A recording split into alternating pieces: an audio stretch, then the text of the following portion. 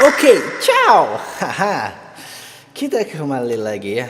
Agak telat sih harusnya saya upload konten tentang agnostik ini di hari Minggu kemarin, cuman ya kita semua stay at home dan kita membatasi aktivitas.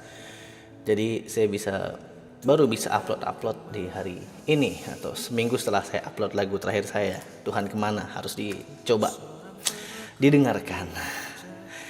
Harusnya bahasan tentang kenapa takut agnostik ini dibahas setelah agnostik untuk akhir zaman ya. Tapi saya coba bahas beberapa hal lagi setelah agnostik akhir zaman untuk memberikan beberapa gambaran-gambaran atau paham serta prinsip-prinsip filsafat lain yang akan nyambung ke sini gitu ya. Nyambungnya ini dalam artian kenapa sih beberapa agnostik atau beberapa orang yang memutuskan jadi agnostik itu memang sedang dipantau gitu ya. Ini juga yang sebenarnya menjadi acuan juga untuk atau bagi pemerintah gitu ya, yang ingin mengesahkan RUU yang termasuk bahwa seorang agnostik itu tidak boleh mengekspos dirinya gitu ya. Tapi ya mau bagaimanapun ya, mau dicari sisi salahnya juga di mana juga gitu kan ya, sampai pemerintah menyoroti tentang agnostik, sesuatu yang masih umum di masyarakat gitu ya. Coba aja deh kamu ke jalan gitu kan ya, baru kamu tanyain orang gitu, Mas atau Pak atau Bu atau Mbah atau Pak Le atau Bu Le, tahu nggak sih agnostik itu apa? Saya yakin nggak akan banyak orang yang tahu, dan orang yang tahu pun ya pasti orang-orang yang memang punya tingkat pendidikan yang mungkin cukup tinggi, orang yang memang intelektualnya juga terbuka atau fleksibel. Tapi kalau misalnya orang-orang umum, saya rasa mereka tidak punya pemahaman atau pengetahuan tentang agnostik gitu ya. Kalaupun tahu paling gitu-gitu ya, atau cuma cari-cari jawaban, minta clue gitu, apa nih buat biar saya bisa jawab apa nih gitu ya, clue lainnya atau kata dasar yang mendekati dengan makna agnostik gitu ya. Dan di beberapa kelompok juga atau organisasi atau lembaga di luar negeri juga ya, maksudnya di luar Indonesia, agnostik ini juga cukup menjadi sorotan. Tapi sekali lagi agnostik berbeda dengan ateis atau pemahaman yang agak berkesinambungan gitu ya dengan yang lain. Cuman agnostik ini memang bukan nggak bisa disentuh, sebenarnya bukan nggak bisa disentuh, tapi lebih tepatnya itu kalau mau dicari salah-salahnya gitu ya, mau dicari dari sisi mana gitu ya kan. Karena kalau kita membahas agnostik sebagai filsafat kehidupan, artinya nggak ada yang salah dari agnostik gitu ya kan. Karena misalnya kamu mau pidanakan saya nih karena saya agnostik, prinsip pidananya apa? Menyebarkan. Bagaimana saya bisa menyebarkan ketidaktahuan? Ya. Gimana kita bisa dipidanakan karena kita menyebarkan ketidaktahuan? Gitu kan, itu prinsip-prinsip dasar agnostik gitu ya, yang sebenarnya menjadi pertanyaan kenapa agnostik ini harus ditakuti gitu ya. Dan ada beberapa bahkan yang saya baca-baca beberapa rumah ibadah lah dari agama tertentu itu yang memang mewaspadai itu dan memperingatkan jemaat-jemaatnya atau umat-umatnya untuk memperingatkan anaknya atau generasinya atau keturunannya tentang bahaya agnostik ini gitu. Jadi agnostik ini dianggap bahaya, lebih bahaya dari ateis, lebih bahaya dari komunis begitu ya, atau lebih bahaya dari diktatorship gitu ya. Nggak ngerti juga kan kenapa bisa bahaya gitu ya. Kalian boleh sharing diskusi atau boleh sharing informasi atau boleh sharing pengalaman kalian gitu ya, kenapa agnostik ini patut atau ditakuti. Karena kalau saya rasa agnostik ini malah nggak mesti atau nggak harus ditakuti gitu ya. Malah kalau bisa agnostik ini harus dipahami. Bahkan orang harus ada dalam seumur hidupnya itu berada di fase agnostik, seperti yang saya bilang juga di video diskusi pertama saya tentang agnostik ya. Kalau saya katakan semua orang itu agnostik, artinya memang ada kebutuhan bagi umat manusia bahwa dia memang harus ada di fase agnostik. Entah dia itu agnostik agamis atau agnostik humanis. Karena sebelum kalian mendalami segala sesuatu gitu ya, patutnya kalian mencari dulu sumbernya dari sumber ketidaktahuan gitu ya. Jangan merasa tahu, merasa yakin dan merasa percaya.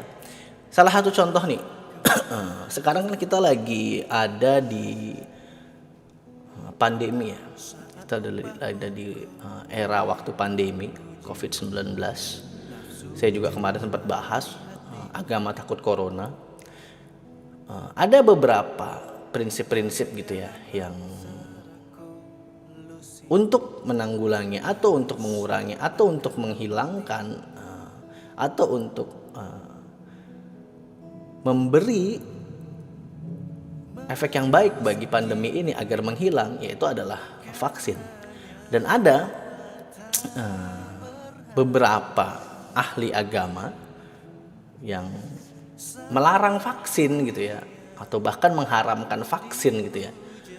Padahal orang yang bicara ini atau orang yang ahli agama ini tidak berbicara tentang vaksin dari sisi pengobatan begitu ya kan ya, dari bagaimana vaksin itu dibuat, bagaimana vaksin itu diproses, bagaimana vaksin itu terproses sampai akhirnya menjadi sebuah vaksin gitu ya kan. Nah, bahkan ini yang harusnya ditakuti gitu ya. Ahli-ahli atau manusia-manusia yang memutar balik fakta atau ayat agama, ini yang harusnya itu ditakutin gitu ya kan ya. Bukannya agnostik yang ditakutin gitu ya. Kenapa orang itu harus membawa beberapa atau berbagai macam hal dari sisi atau prinsip ketidaktahuan? Karena dari sisi ketidaktahuan kamu nanti akhirnya jadi tahu gitu ya kan. Ada mungkin orang yang ujuk-ujuk dari kecil gitu ya, didoktrin sampai besar, dewasa didoktrin, akhirnya dia sudah terbiasa dengan doktrin itu. Ya akhirnya begitu. Dia merasa ahli dari ahli gitu ya, core to the core ya. Pak Gundul kalah gitu ya. Karena ya mereka sebelum tahu, mereka nggak mau ada di proses atau di fase tidak tahu. Mereka maunya tahu aja. Mereka maunya pintar aja, tapi mereka nggak mau berusaha atau menempatkan posisi mereka. Aku nih nggak banyak tahu, aku ini nggak pintar, aku ini bodoh mungkin gitu. Nggak semua orang mau menempatkan di posisi itu gitu. Sedangkan saat kita merasa tahu, saat kita merasa pintar, jadinya sok tahu, jadinya sok pintar.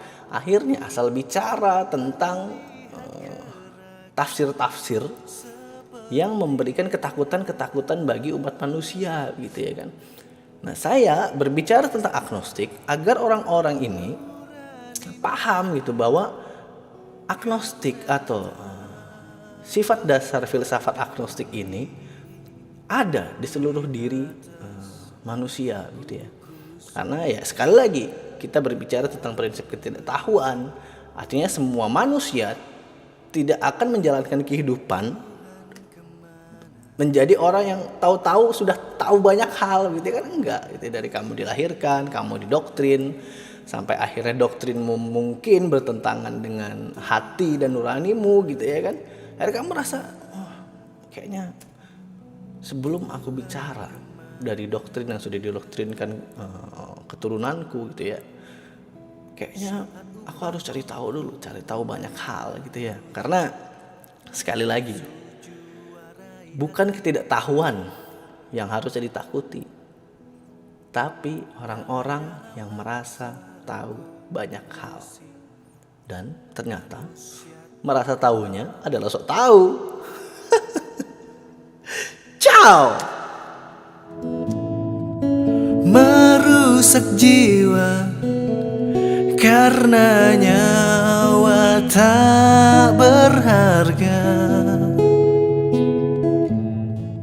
sampah dunia dipuja-puja,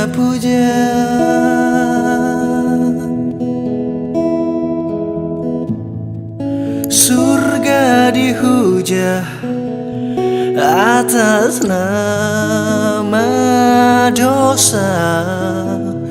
Dosa menjadi menjadi suci dan terpuji. Dosa menjadi suci dan terpuji.